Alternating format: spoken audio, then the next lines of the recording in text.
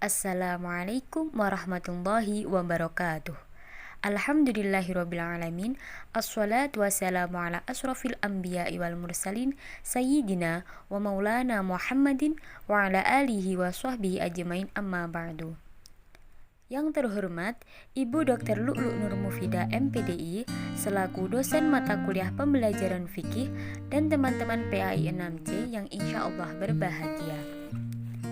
Pada kesempatan kali ini, kami dari kelompok 8 akan mempresentasikan materi mengenai sumber belajar dan media belajar fikih. Kami dari kelompok 8 yang beranggotakan 3 orang, yaitu yang pertama, Mu'arafatul Husna, NIM 12201193040. Yang kedua, Elok Rahmawati, NIM 12201193046. Dan yang ketiga, Muhammad Hamam Nasiruddin, NIM 12201193066.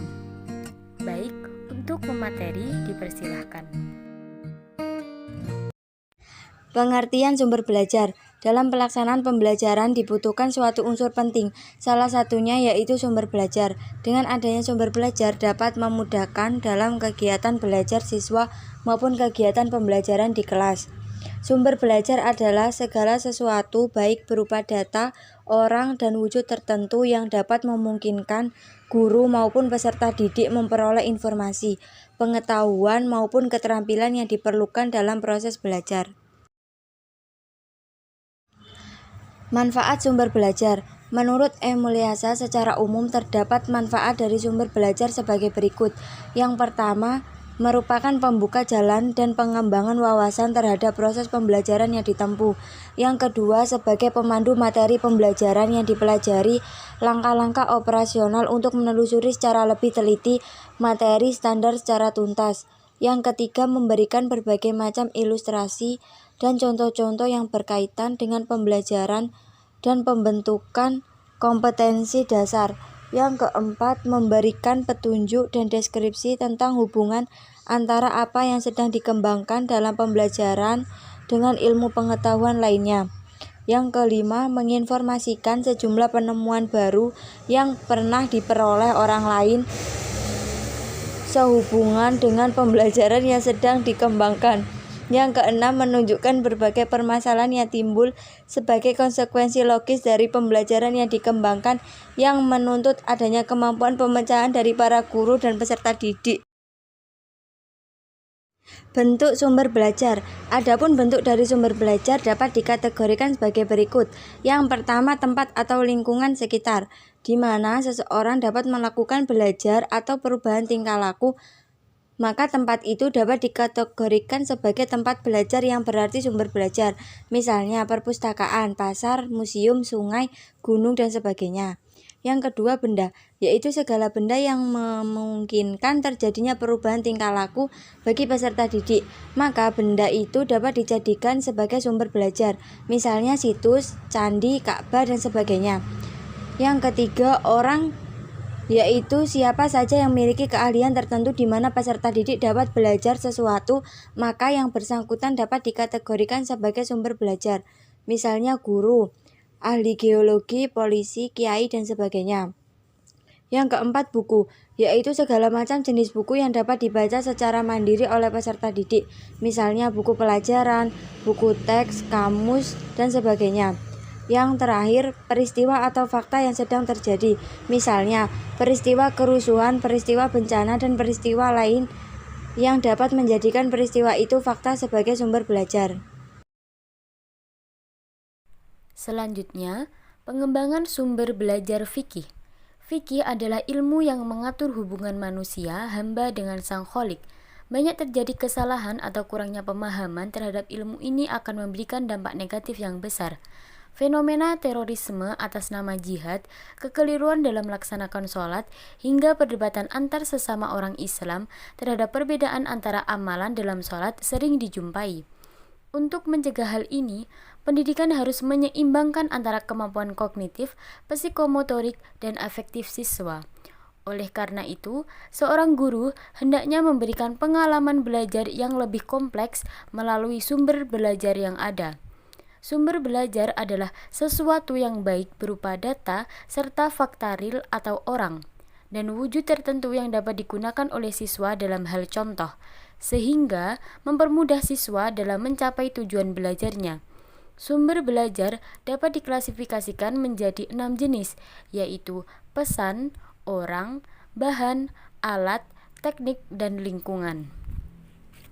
Dalam dunia pendidikan formal, pengembangan potensi peserta didik, baik aspek kognitif, afektif, maupun psikomotorik, menjadi tugas pendidik. Oleh karena itu, pendidik harus mampu mengupayakan peserta didik untuk bisa mendapatkan pengalaman belajar dari proses belajar yang dilakukan. Pengalaman belajar dapat diperoleh melalui sumber belajar. Dalam memberikan pengalaman belajar, lembaga pendidikan perlu menyediakan, mengembangkan, serta memanfaatkan aneka sumber belajar, mulai yang paling sederhana sampai yang berbasis teknologi maju. Selain itu, lembaga pendidikan juga harus memberikan kesempatan kepada setiap peserta didik untuk belajar sesuai dengan kebutuhan dan gaya belajarnya. Dengan demikian, diharapkan proses belajar mengajar menjadi lebih menggairahkan, kreatif, inovatif, dan menyenangkan. Pembelajaran secara kontekstual yang dilakukan lembaga pendidikan diharapkan mampu memberikan pemahaman yang lebih kepada peserta didik tentang pengamalan beragamanya. Mata pelajaran fikih adalah mata pelajaran agama yang banyak mencakup pengetahuan agama dari segi praktis. Ibadah mahdhah dan ibadah ghairu mahdhah tidak bisa dilakukan secara maksimal jika peserta didik kurang dalam pengetahuan mengenai cara pengamalan perintah agama tersebut. Oleh karena itu, pendidik sudah seharusnya mengupayakan untuk memberikan simulasi tentang hal tersebut melalui berbagai sumber belajar yang ada. Memanfaatkan berbagai sumber belajar, baik yang dirancang maupun yang digunakan untuk maksud kegiatan belajar mengajar, harus sudah dipersiapkan terlebih dahulu. Perencanaan tersebut bertujuan agar sumber belajar bisa lebih bermakna bagi peserta didik maupun guru itu sendiri.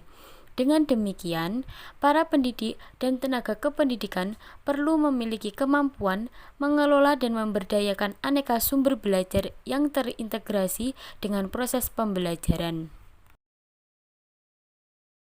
Materi selanjutnya adalah pengertian peran dan fungsi media pembelajaran fikih.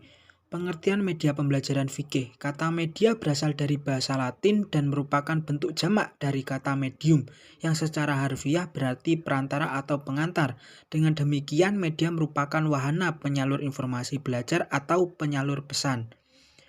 Media belajar fikih adalah segala sesuatu yang dapat digunakan guru fikih untuk menyalur pesan dari pengirim atau guru ke penerima pesan atau siswa sehingga dapat merangsang pikiran, perasaan, perhatian, dan minat siswa sedemikian rupa ketika saat proses belajar mengajar dalam pembelajaran fikih dilaksanakan.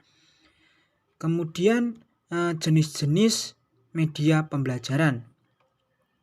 Ada beberapa jenis media pembelajaran dan para ahli membuat klasifikasi media pembelajaran sesuai dengan tinjauan masing-masing. Dengan mengetahui beberapa jenis media, seseorang guru dapat memilih menggunakan serta memanfaatkan media tersebut agar di dalam proses belajar mengajar dapat efektif dan efisien. Nababan membedakan media pembelajaran sebagai berikut.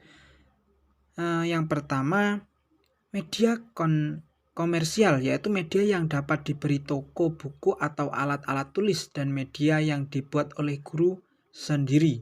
Kemudian yang kedua, media yang dapat didengar, dapat dilihat dan dapat didengar dan dilihat.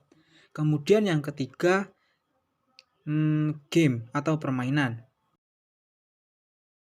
Kemudian selanjutnya kriteria pemilihan media pembelajaran fikih. Pada dasarnya semua jenis media bisa diterapkan dalam pembelajaran fikih.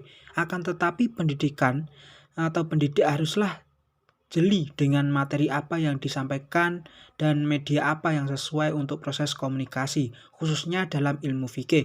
Sehingga melalui proses komunikasi pesan atau informasi dapat diserap dan dihayati oleh peserta didik tanpa adanya kesesatan dalam penerimaan konsep atau materi.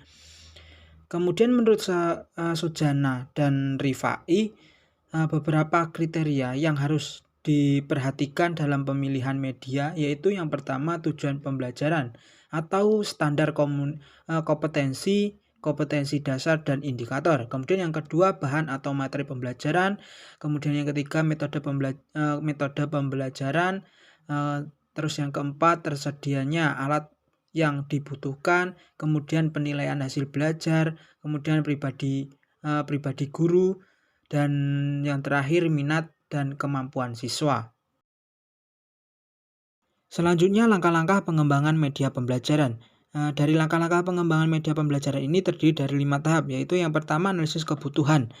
Pada analisis kebutuhan ini, pada tahap ini guru akan mengidentifikasi dan menganalisis kebutuhan media berdasarkan karakteristik mata pelajaran masing-masing dengan memperhatikan kurikulum, terutama standar kompetensi dasar, indikator, ataupun tujuan pembelajaran yang hendak dicapai, materi atau bahan pembelajaran yang akan disampaikan, tingkat pemahaman siswa, kemudian tersedianya bahan dan alat serta kemudahan untuk mengembangkan dan menggunakan media tersebut.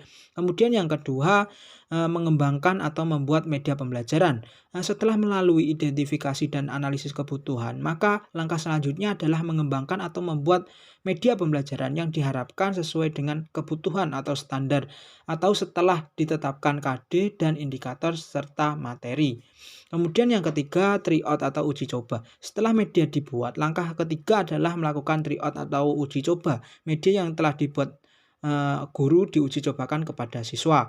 Kemudian yang keempat, evaluasi efektivitas. Dalam uji coba ini, guru melaksanakan langkah berikutnya, yaitu melakukan evaluasi efektivitas dan efisiensi media tersebut. Kemudian yang kelima, revisi atau pembaikan media. Langkah kelima ini yaitu melakukan revisi atau perbaikan media berdasarkan evaluasi yang dicatat atau ditemui pada langkah sebelumnya. Pada tahap ke-6, guru memiliki produk akhir media pembelajaran yang akan digunakan pada pembelajaran sesuai dengan bidang studi, SK, KD, indikator, dan materi serta situasi pembelajaran yang tepat. Demikian pemaparan materi dari kelompok kami. Apabila ada kurang lebihnya kami mohon maaf. Dan jika ada yang kurang paham dan ingin ditanyakan, silahkan bertanya di forum diskusi WhatsApp. Sekian, wassalamualaikum warahmatullahi wabarakatuh.